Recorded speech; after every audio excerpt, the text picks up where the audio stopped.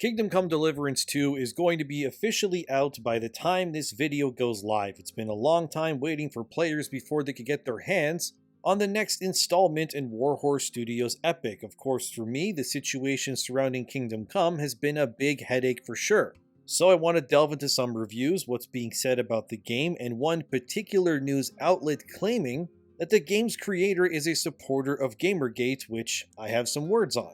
Beyond this, there's Dragon Age Veilguard related news, as we now know where the director of that dumpster fire has landed their feet at, and the answer is bad, fellas. But first, Kingdom Come. I will be reviewing the game myself and combing through it for the channel. I mean, if I was willing to play Veilguard to completion for the channel, which was one of the times where my YouTube career, it definitely felt like a job there, trudging through that game. I will be journeying through Kingdom Come 2 as well to report on anything that I can find. And as many of you know, I'm a trophy hunter, unfortunately, so I like to 100% my games often. And looking at Kingdom Come 2's trophy list without spoiling anything for you guys, there is one trophy that made me roll my eyes, which is called Lent. Pretty much, you gotta beat the game's main story without killing a single animal or eating any meat, which is, why man, why? Because you get attacked by stuff like wolves in these sorts of games all the time, and you're telling me I can't kill them? Hopefully you can just punch those stupid wolves in the head a few times and then they can just run away from you. Otherwise, me 100%ing this game is gonna be annoying, to put it lightly. I guess we'll see. Thankfully, for anyone who cares about trophies and achievements, the game does make hard saves before every major chapter or mission pretty much. So you will have effectively a convenient chapter select-like system at your disposal. So any trophies that are tied to, say, save this person, or get here without being noticed, that sort of thing, you can just try them again via chapter select technically if you need to. So if you do end up playing Kingdom Come 2 and want to get your trophies like I do, you can relax knowing that there's no technical fail state, so to speak, for these trophies either. Just play it and relax pretty much, besides, eating meats and killing animals, I guess, which is really dumb. But anyway, looking at the actual Metacritic score, the game has dropped from the 90s it was currently in to the high 80s across all three platforms, as you can see right here. People are calling it a Game of the Year contender already, which is good to see. However, one review site doesn't think so, which is Eurogamer. The creative director of Kingdom Come even tweeted out how Eurogamer's review was the lowest that the game received, and showed how they even refused to give the original game a score when they reviewed it way back when too. Eurogamer's review is titled Kingdom Come Deliverance 2 is a gorgeous medieval RPG that continues to be just as divisive, prickly, and abrasive as its predecessor. I read through the entire review and it's very weird, one way to say at least. Firstly, they praise the game for its ability to change its story and how quests are able to notice where you are in terms of the overall world.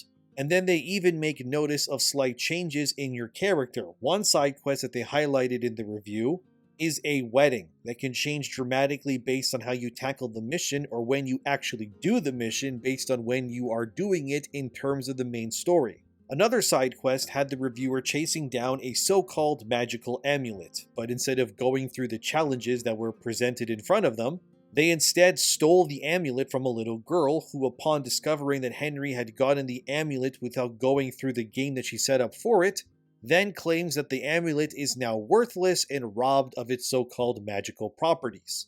Although beyond the usual praises, the combat is better, the game is more well-made in general pretty much, but it still has issues. They also stated that the game was still too obtuse in how they did things in the world, and lockpicking still sucked to play around with. And they also found that the game had way too many text prompts that explained this and that bogged down the experience, and there's long parts of the game where you're kind of just stuck on a horse, listening to exposition, and you can't stop it. The game is also apparently very hands-off. There's no yellow paint on things to tell you where to climb or grab this. There is a waypoint system, so you do know where to go next generally, but things aren't spelt out for you 100% like, say, in an Ubisoft game, which I do appreciate. Although there were some problems that even I raise an eyebrow with, which is that Kingdom Come 2 apparently, according to Eurogamer, doesn't acknowledge any of the decisions you made in the first game at all. This is not a Mass Effect 2-like decision transfer game-wise, even though the game does take place immediately following the first game's events. I do find that disappointing to hear that you can't just pick at least from options before the game starts. Sort of like how Dragon Age Inquisition had that world state transfer so players could influence the game's world without, importing their saves from Origins or 2 directly. But it does just seem like a missed opportunity that unfortunately doesn't respect a player's previous decisions. Yet of course the game is full of characters from the first game, so players who haven't played Kingdom Come 1 but will play 2 will end up being barraged with characters who will act like they know who Henry is and what they experienced together in the previous game, even though there is no record or choice that solidifies that relationship to, well, mean anything for the player, especially newer ones. Just seems a little bizarre to me. I know games with choices like this need to find ways to depower the hero between games and whatnot, but it is disappointing to see that Kingdom Come 2 just kind of acts like whatever you did in the first game just doesn't exist. Overall, Eurogamer ended up giving the game a 3 stars out of 5, which equates to a 60% out of 100 on Metacritic, the lowest score that I could find on the website for this game. Every other review was much higher, of course, which made Eurogamer stick out like a sore thumb. Although, it was near the end of the review where I'm sure people drew their ire to the most, which reads as follows. There are many times I wish Kingdom Come Deliverance 2 was easier to like, easier to get into, easier to enjoy, and easier to savor in the long run. And that's before we get into the naughty briar patch of its director being a vocal supporter of a movement whose efforts continue to cause real and tangible harm to the wider industry. But I also don't think it really cares about being liked either, which is fine as I don't really much like it myself. There's a lot to admire here, sure, but you have to do so on its own terms. It is hard and maddening slog at times, but one that still has its moments where it surprises and quietly delights. Like the original, this isn't an RPG designed to make you feel good. You continue to be little more than a passenger in the historical tapestry, following along behind the horsetails of Henry's betters and clearing up the mess they leave behind. Some will revel in that work, but I for one won't be chomping at the bit for another sequel anytime soon. They pretty much just didn't like the game overall and found it frustrating and too limiting at times. Again, I'm not saying that about the game, Eurogamer is.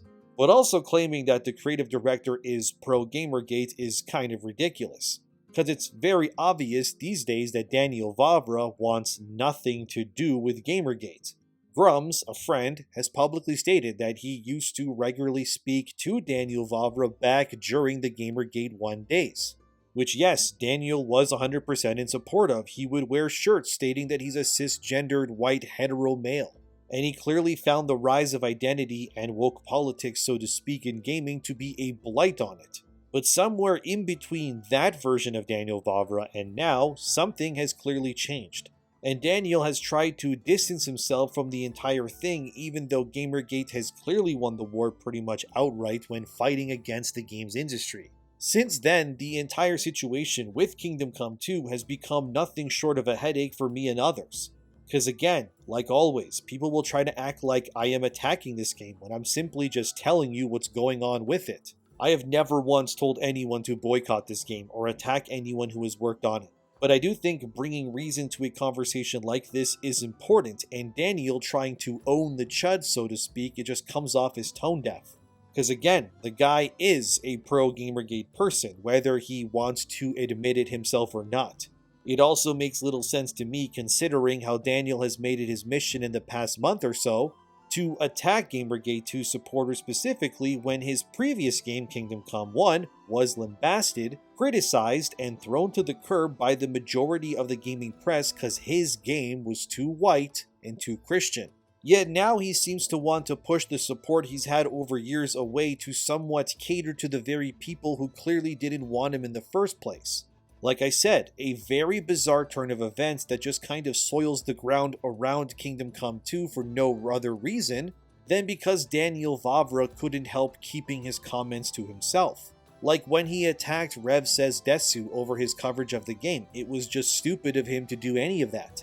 Then Daniel decided to post the investors of Embracer, I guess, to own the chuds again or something, but anyway, he said, "The most comical of the recent conspiracy theories I hear every day is that Embracer was bought by BlackRock and they forced me to put DEI in Kingdom Come 2.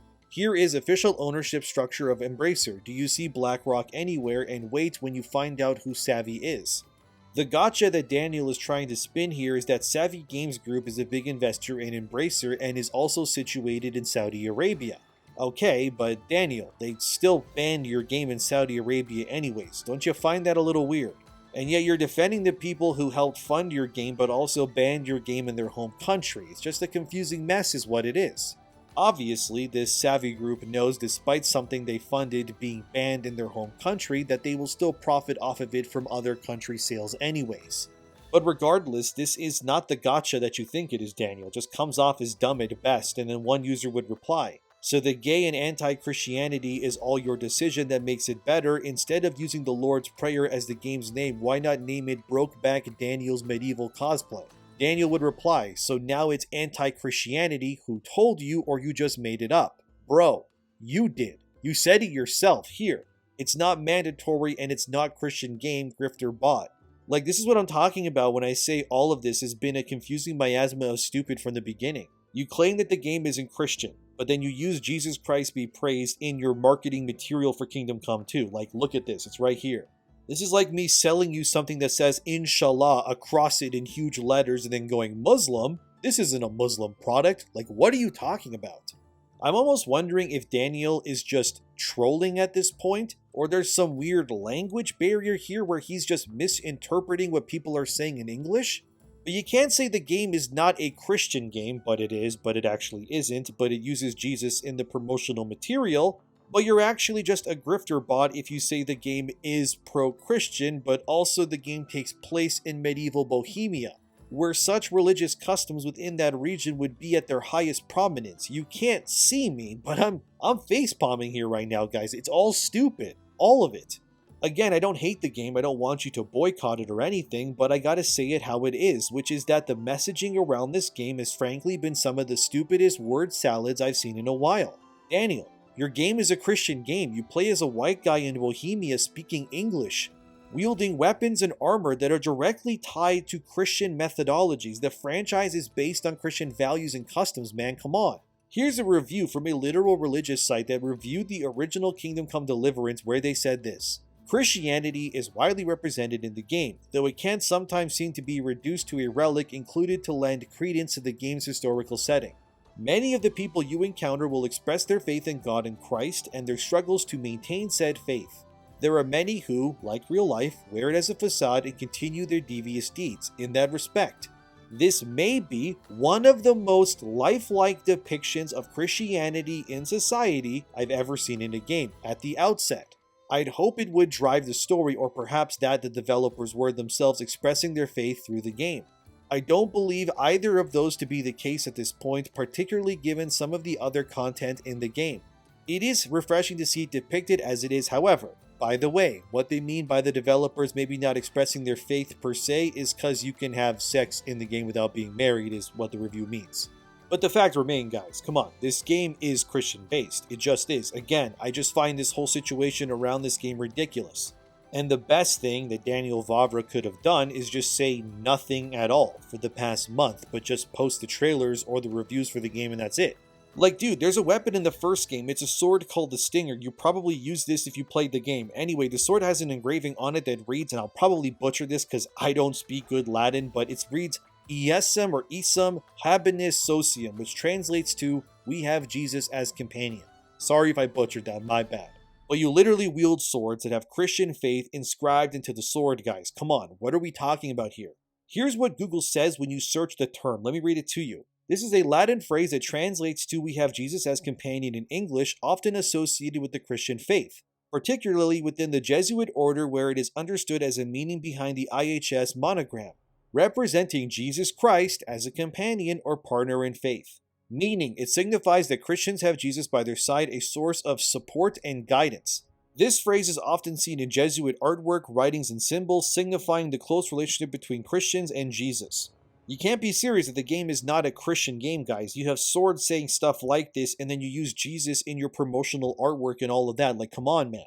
This is what I'm talking about. Why is Daniel so afraid to admit that his game is pro-Christian, yet his game clearly states otherwise or something? This is what I'm talking about. Why is Daniel Vavra so afraid to admit that his game is pro-Christian, yet tries to portray his game as otherwise? It's just stupid is what it is, and I think that if anything, the reason why he wants to distance himself from the concept of Gamergate is probably because of what happened in the review here at Eurogamer. While the review was negative about the game at times, it does not read as if the game is a 60 out of 100. They praise plenty about the game as well. Yet despite the praise, the reviewer here still manages to give the game a bad score, claiming that Daniel Vavra is a Gamergate supporter, as if that has anything to do with the quality of the game, but I digress. If you ask me, Warhorse should probably push back against Eurogamer here and demand a new score, because this reviewer is clearly bringing political talking points that have nothing to actually do with your game as reasons to dock your game points. Maybe you didn't want to associate with Gamergate anymore because you felt like what Eurogamer did here would be more widespread if you were more outspoken. But don't you realize that ultimately times have changed in your favor since then? Before they attacked your game for being too white, too straight, and too Christian. Whether you want to admit it or not, that's what your game is, and then you clearly are doing what you're doing because you crave this industry. You want these reviewers' acceptance, and you want those awards on your shelf. But here's the thing, you're catering to these people, and some of them will still hate you and drag you down regardless. Your game was at a 90. But then this lady at Eurogamer who reviewed it brought it down to an 87 with her review. So you have now lost the universal critical acclaim marker on Metacritic because of her. You ask me, the support of players is more important than some award, especially considering the majority of the time these awards are given out, they are only done if games meet criteria that are underlying them like DEI. Also, I mean, here's a guy in Kingdom Come 2 that is literally christening himself. I mean, come on, man, look at this. Then you have Repair Do Gamer, who came with receipts for Kingdom Come 2, and here's what he said. Hey Daniel, I've always liked you even now, but what you showed is pure BS. Disclosure, I will still buy Kingdom Come 2 because I invested so much of my time and love the first one. But it's not BlackRock or Vanguard that put DEI in your game or even future games. I came here with my receipts and proof that yes, Embracer has fully integrated DEI into their studios. I never understood why you haven't come clean and just said it is what it is, but I get it, Embracer is the owner and it's purely business. So you can't say anything about it, but denying it is no better. Now please debunk my screenshots and I'll send you the financial report from Embracer Group.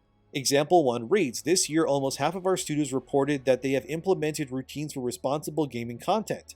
Each studio is responsible for ensuring responsible gaming content in the development phase. 44% of the studios stated that they have routines for addressing diversity and inclusion. However, all our studios are aware that diversity and inclusion are important to Embracer and our stakeholders and are active in that area. Actions highlighted include formal inclusivity councils or panels having been set up by studios offering a safe space to secure an inclusive product.